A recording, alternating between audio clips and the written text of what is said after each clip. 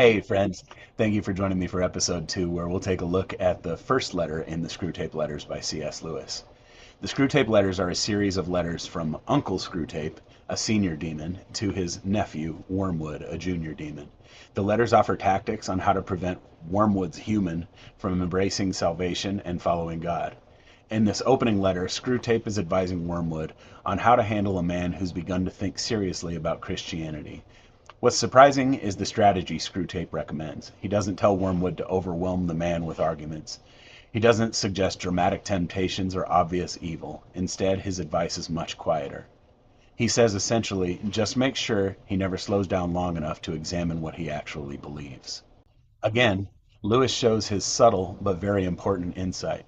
Screwtape understands that if a person begins calmly and honestly asking questions about truth, about God, morality, and meaning, something powerful can happen. Serious reflection has a way of cutting through the confusion. So the goal is not to win an argument, the goal is to prevent the argument from ever happening. Screwtape describes a specific moment where the man is sitting in a reading room, beginning to think seriously about spiritual ideas, and Wormwood becomes worried, but Screwtape tells him not to panic. Just distract him. Remind him that it's time for lunch. Encourage him to think about the busyness of the day. Let the noise and movement of ordinary life pull his attention away.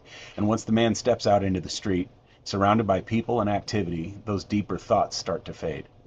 The moment of reflection passes, and everything goes back to normal.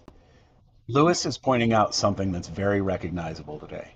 Distraction is incredibly powerful, not because it proves anything wrong, but because it keeps us from slowing down long enough to ask deeper questions.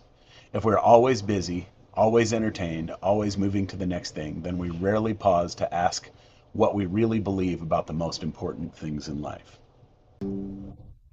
Screwtape gives Wormwood another tactic as well. He encourages him to keep the man thinking in certain categories. Not is this idea true, but questions like is this practical? Is this modern? Is this outdated? Is this the way the world is going? Lewis points out that when people start thinking this way, something very, very interesting happens. A person can end up carrying several completely incompatible convictions in their mind at the same time. Ideas that don't actually fit together, but they don't notice the contradiction because they're no longer testing these ideas against the question of truth.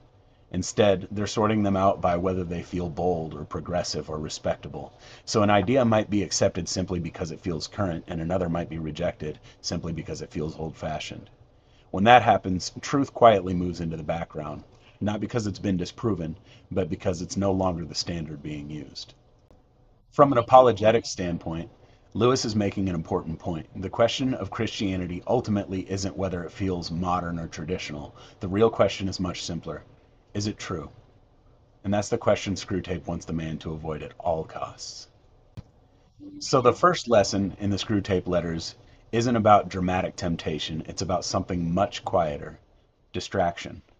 Because if someone never slows down long enough to examine what they actually believe, then the most important questions in life may never be asked. Next Friday, we'll look at another insight Lewis explores, why the safest road away from truth is usually the gradual one. I'll see you then.